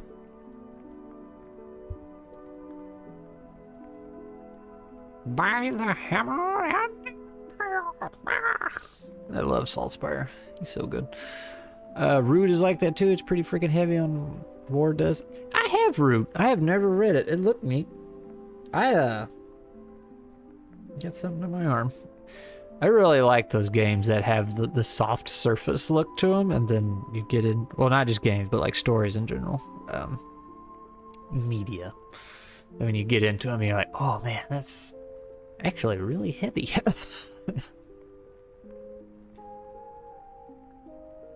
I could have sworn Deathbringer came out in 22 and Shadow Dark 23, but both are. So they share. Yeah. I thought Deathbringer had been around for a long time, a while anyway. Because when I first got into TTRPGs, I was watching Professor Dungeon Master's videos because I was trying to learn what the heck to do and how to run a game. And at the end of every video was Deathbringer from Deathbringer, you know, his little mini he made who did the intro outro thing, and he was always like, go buy my Deathbringer for 99 cents or whatever. So it's been a thing for a while. Whereas Shadow Dark hit mainstream, I guess we'll say, like had their Kickstarter success after I got onto YouTube. So But I remember Professor Dungeon Master saying Kelsey had been working on it for a very long time, taking it to conventions and everything, so who knows?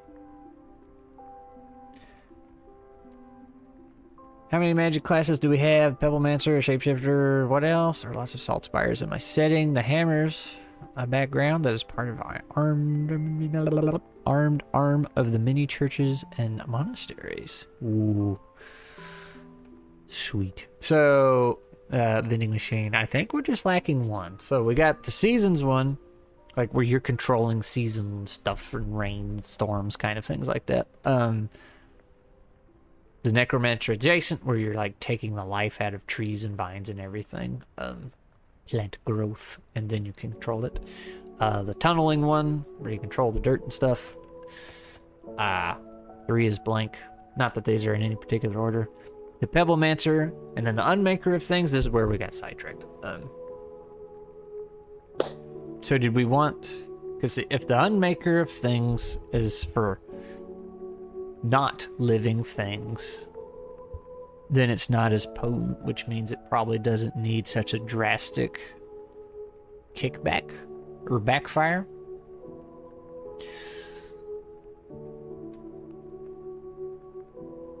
Cleric domains, but any stone. Yeah, pretty much. So do we want the Unmaker thing to be non-living things, or do we want it to be used on living things where it does a lot of extra damage and backfires really, really hard? Either way.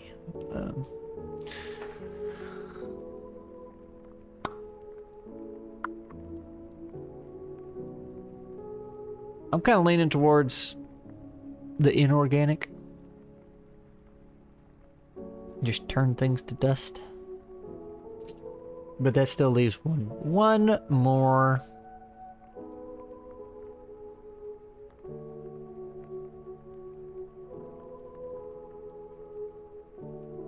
You were so stressed about digging a hole and making organics. Yeah, it does. It does sound way worse. That's why it would have such a huge backfire to it. Like, your arm is now bye-bye.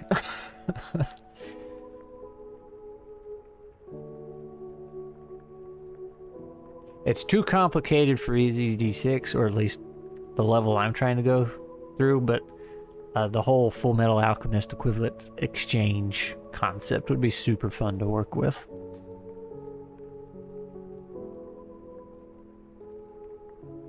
Like seeing a player voluntarily give up an arm or a leg or both to make something in the heat of the moment.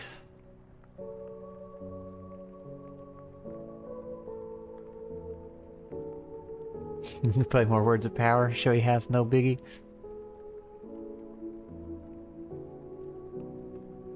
What if the PC exchanges aspects of themselves with the enemy? I'm going to need more detail.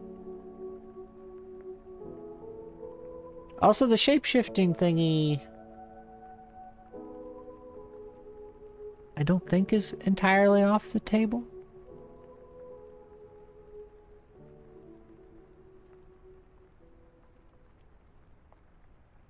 Narratively, that would be super cool, like we were talking about the Hollow Tongues being able to do it.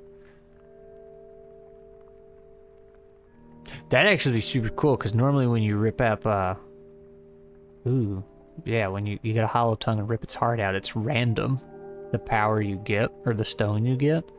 But if you were up against the Hollow Tongue that kept shape-shifting, you're like, I know what he has, so maybe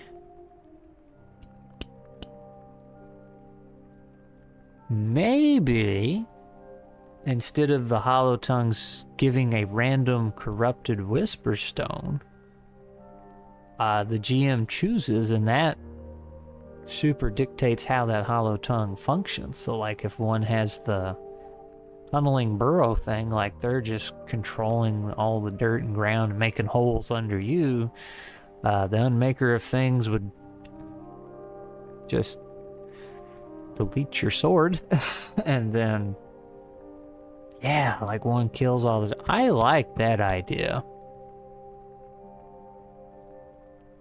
Because that makes the Hollow Tongue significantly more dangerous.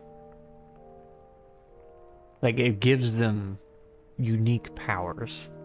Instead of, this is just a monster with extra strength. Maybe that's like a late stage Hollow Tongue?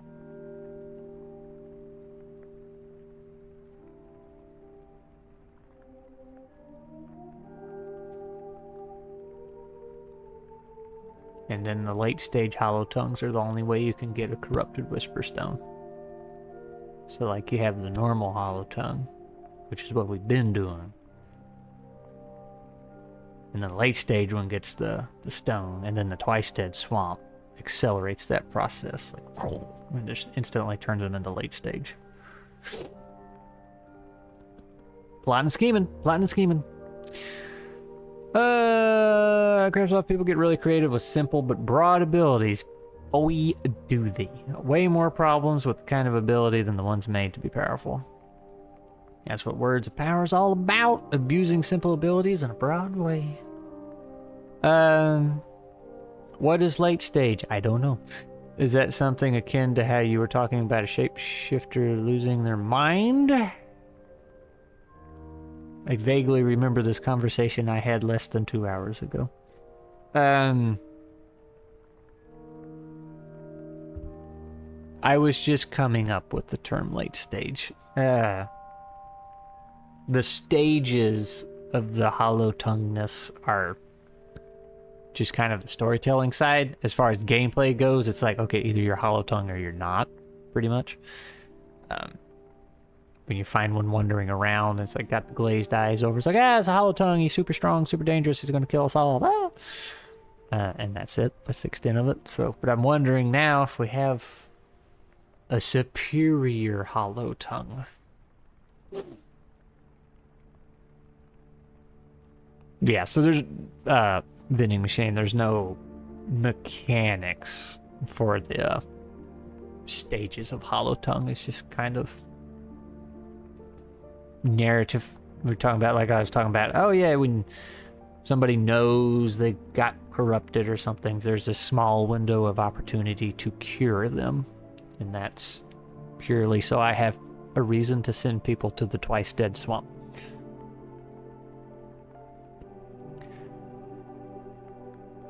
So you know how broad the mega hole is? It keeps newer DMs from going to those games because it's curveball after curveball. Yeah, that's the thing. It's a learning experience.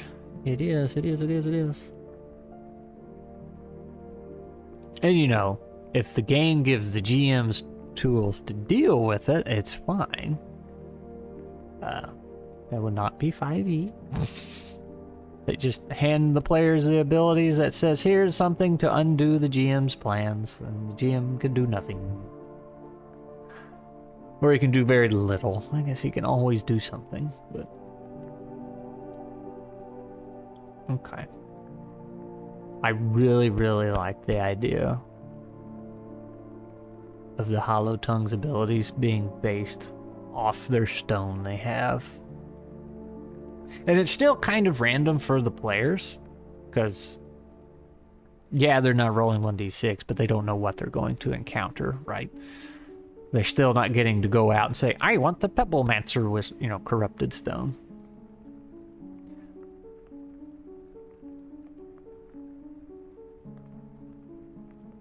And that could be cool, too, because you could be going through an area, if there's a Hollow Tongue with the seasoned Whisperstone, corrupted Whisperstone in them, and you're like going through the woods or whatever, and it's like, man, it's really hot. Man, it's really cold. Man, it's raining. Man, it's cold. Man, it's hot. You know, it just keeps changing. And you're like, I know what's happening here. Oh my. So, that would be cool.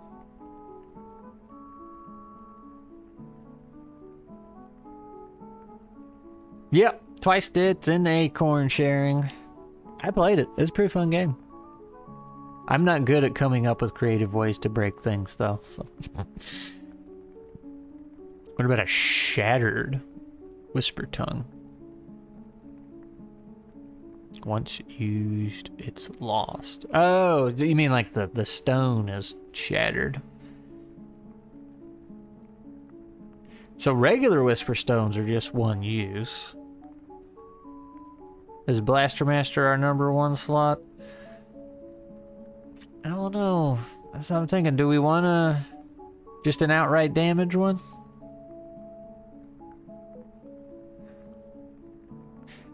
But yeah, vending machine. The regular whisper stones that aren't corrupted are one use, and that's supposed to be the draw to tempt players to use the corrupted ones because they're unlimited use and way more freeform.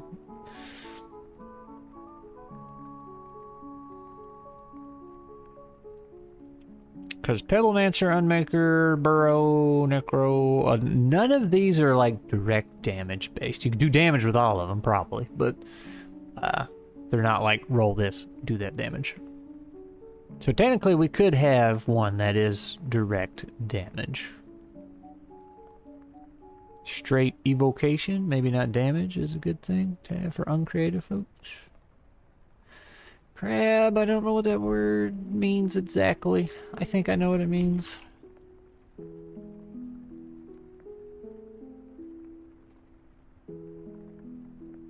Yeah. Which actually, I really like the seer. Where's my PDF thing? I like seer's pretty cool. That gives you the little ghost friend, which you may or may not have.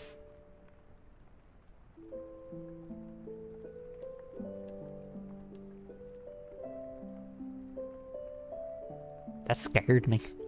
All the snow just fell off the shed. Anyway, the seer gets the little ghost friend that only they can see and talk to, which makes everybody think they're crazy. But you can read objects. So you can like talk to the stones maybe. Or that could be part of the Stonemancer.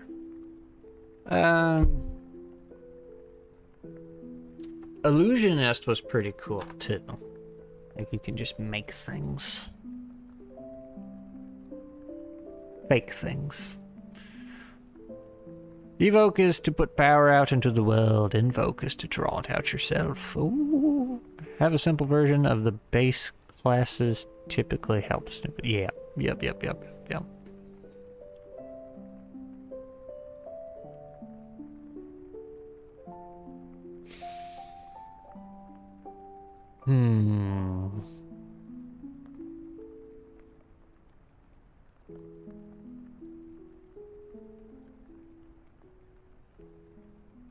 See, I keep thinking of that straight corruption we were talking about, but that trickles into the Unmaker thing, like you're just eating them up from the inside.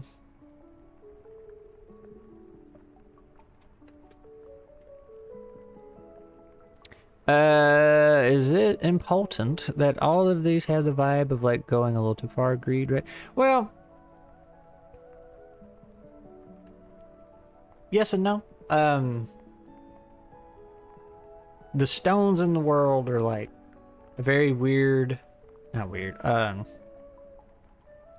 mysterious power, but like people who don't abuse them are typically very well off.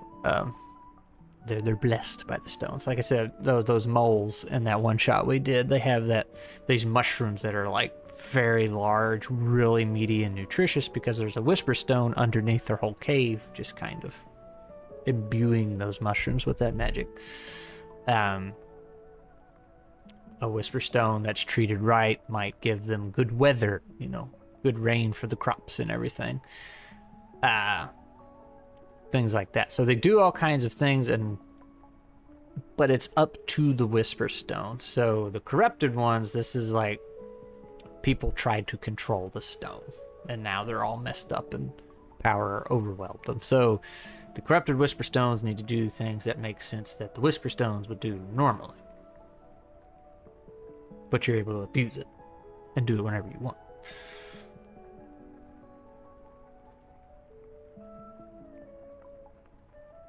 The stones remember. Yeah, that was a big thing. Corrupted whisper stones bleed out magic.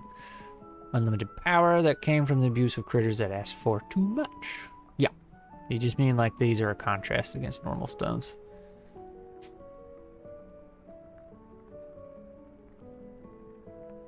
I think it's just more of... Yeah, I don't know how to word it.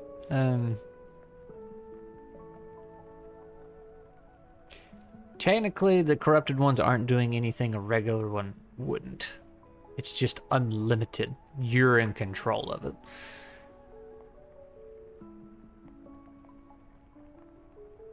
Can you conceptualize an example of a corrupted stone? And we can stray off of that thought.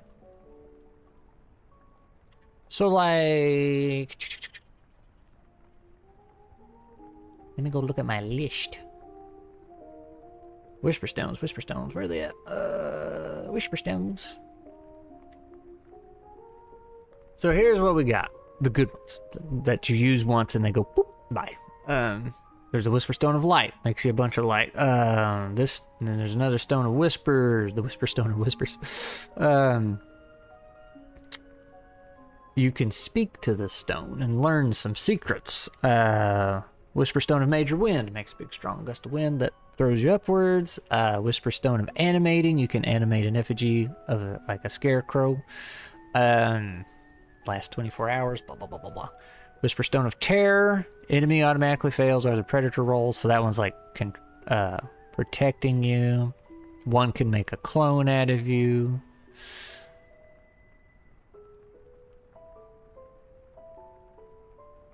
One, you take the stone and throw it, and wherever it lands, it turns the ground into something soft and wet, which just kind of pulls the bad guys in. So they do all kinds of weird things. One works with the moss. One makes you a little sanctuary. There's quite a few that work with moss.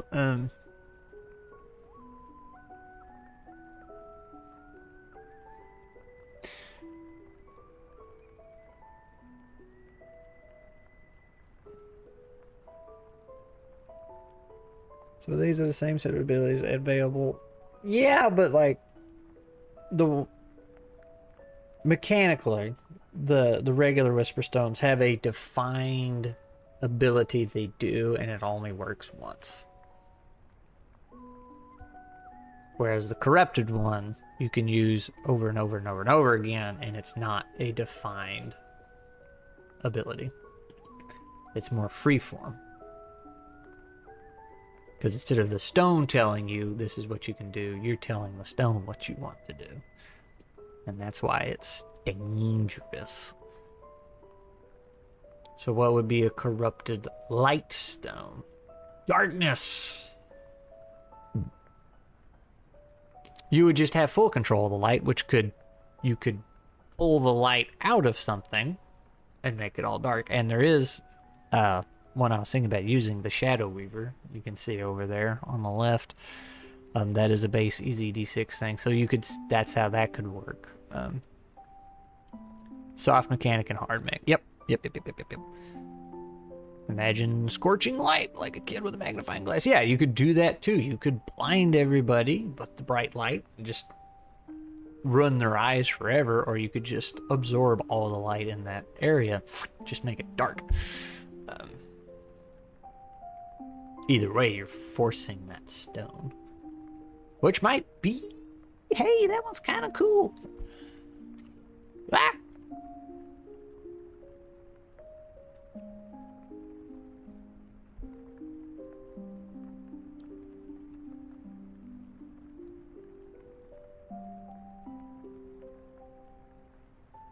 Could I dig a hole with that?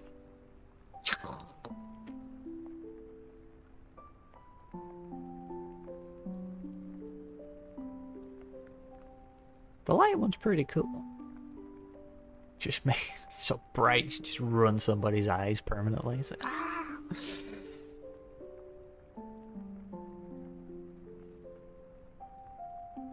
Oh, man.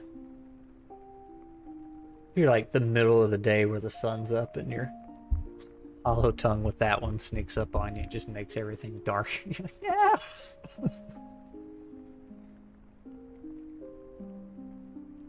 You can disarm someone. Crab's all about digging holes, man. Disarm yourself. I kind of like that light one.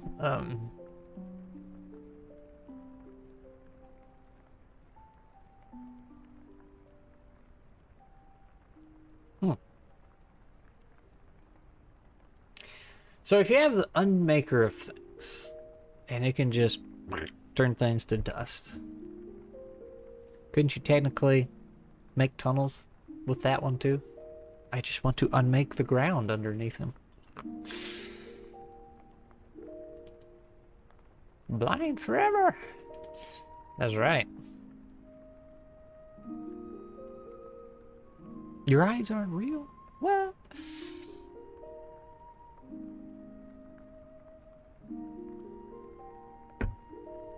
I don't know. I'm kind of leaning towards this one.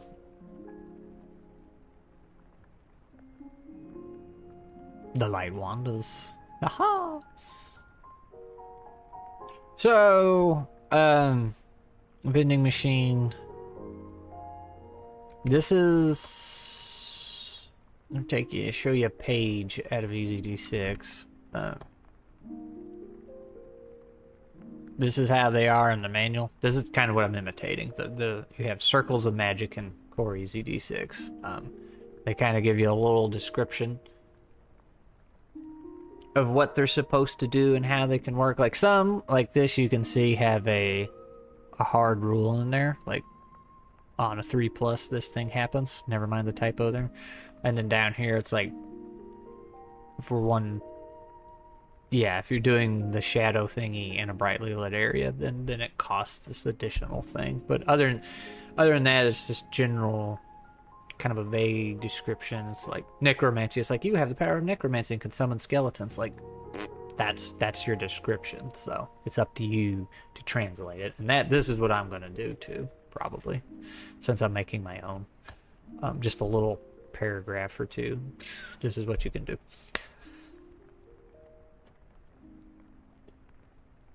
If you unmake ground, you end up with more solid ground. All that dirt bag. That's a good point.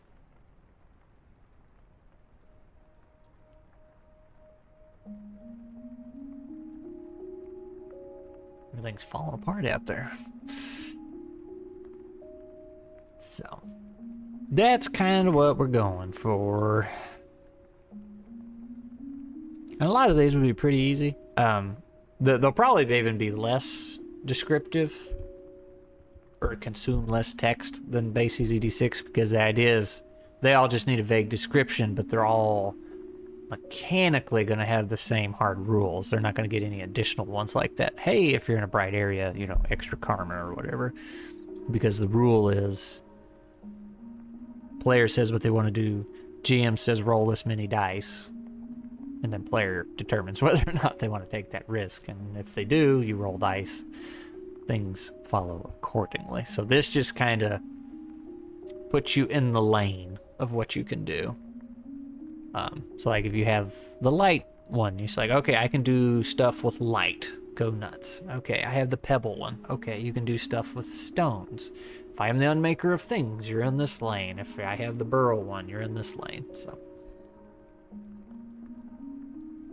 professional writer better be concise. Hey, look, man. Concise isn't always the way to go. Matter of fact, I think I just watched a video about that. Let's see.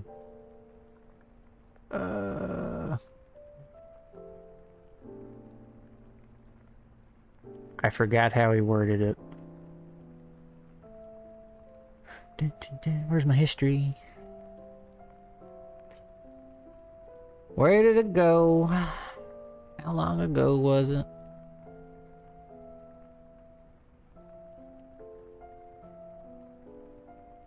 Must have been farther back than I thought.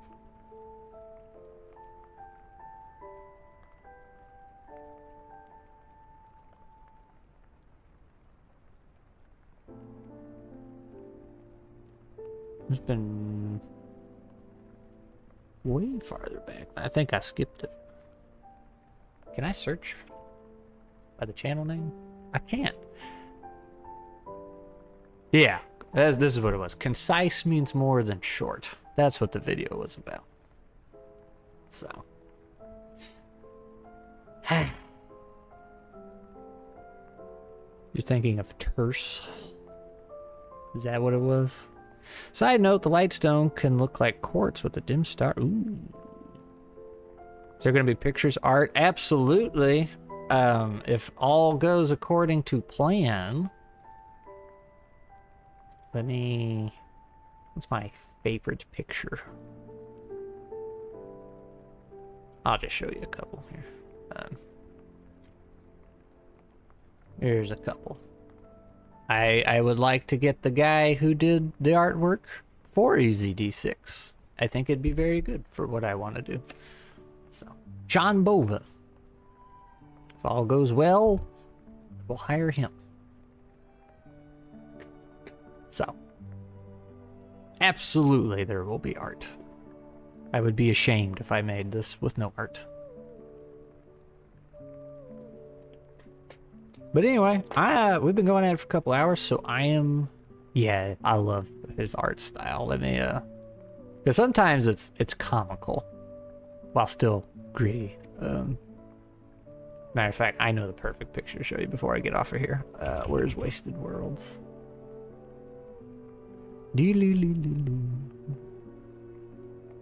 Where's all the enemies? Here it is. This picture's so stupid. The Wasted World is like post-apocalyptic Fallout kind of thing. What are they called? The Pale Cones is what they're called. So very silly. But it looks great. There's it got oven mitts on over there. This weird skull with 8 balls in it. Traffic cones for hats. It's great. Freaking fantastic. In a baby stroller. But anyway, I am going to wrap it up there because I am hungry. Need to get some food in me. And we've been going for 2 hours and I got things to think about. Mechanically, we're set, good to go. The horror. Yeah, things to do, polish out, and then it's just got to do more playtest. Meredith, the lady I was talking about at the beginning of this, she wants to run a session. She's building a little one-shot, supposedly. I am super excited for that. Because I have played in one of her games before, and it was super duper fun. So, that'll be fun. I just need to get her some solid mechanics, I guess. And she's ready to play as a corrupted priest, too. Big thoughts, big thoughts. I like to imagine Moss and Stone as a watercolor illustrations kind of game. Like, yeah, that would be cool. But if Moss and Stone became its own thing, probably. But if I'm doing it in EZD6, I want to use the EZD6 artist because I really like his stuff anyway, and I think it'd be a good fit. So it'd be a nice, easy transition. Familiar ground and all that. But anyway, yeah. Scale mail Saturday, this Saturday, 7:30 Central Standard Time, 7:30 p.m. Central Standard Time. We're gonna play that.